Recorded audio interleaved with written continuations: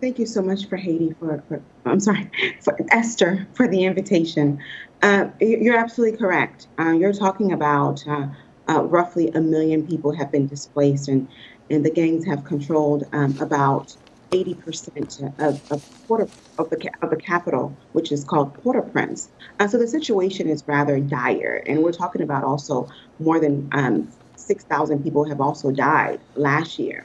And so I think right now what needs to happen is that there needs to be a drastic scale up operation, right? There certainly needs to be more funding, more officers on the ground, right? And more technical support and intelligence sharing between the police officers in Port-au-Prince and the police officers in other parts of the country. Because while most of the gangs are in Port-au-Prince, but there are some insecurity challenges in other parts of the country.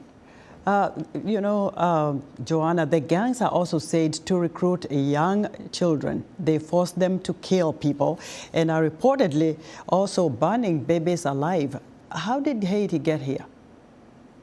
I think Haiti got here because of failed leadership, one. And it started out with the assassination of President Jovenel Moise, which essentially left a power vacuum. And the gangs took over and started to provide support to the community and those who were less fortunate. It is rather unfortunate that we are here today in terms of Haiti's crisis, because Haiti has dealt with insecurity for decades. But I don't think we've seen it this bad in the nation's history.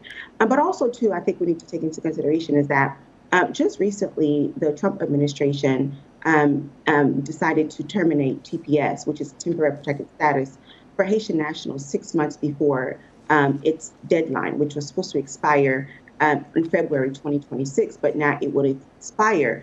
It will terminate rather on August of 2025, which means more than 500,000 people will have to go back to Haiti if this decision remains on the books. So that means that it's going to be a lot of pressure on Kenya and others who are providing support to with the insecurity situation on the ground to actually be successful. Because as we know, this administration is committed to rooting out waste.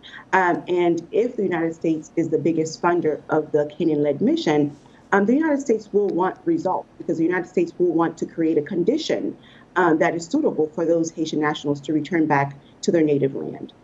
Joanna, what other help can the United Nations offer Haiti to support Kenyan troops? Of course, we already saw that one of them was killed by the gangs there. And to just be able to win this war without so much loss as we have already seen. Well, Haiti has broken colonial chains in the past.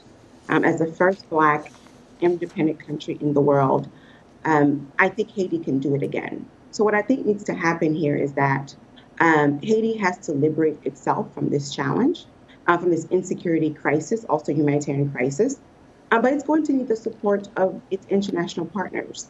So there needs to be more funding to train local Haitian police officers, right? And also to provide support to the Haitian Defense Force. And in addition to that, there needs to be ample support from the international community to ensure that weapons are not entering into the country. As we know, Haiti does not manufacture weapons, and data shows us that these weapons are coming from outside, primarily places like Florida, Georgia, Texas, and even in the region, places like Dominican Republic and so on. So the international community must do its part in addition to providing additional financing to Haitian. Right, Joanna, very quickly, would even a possibility of having a conversation between Haitian leaders right now with the gang leaders bear any fruit at all?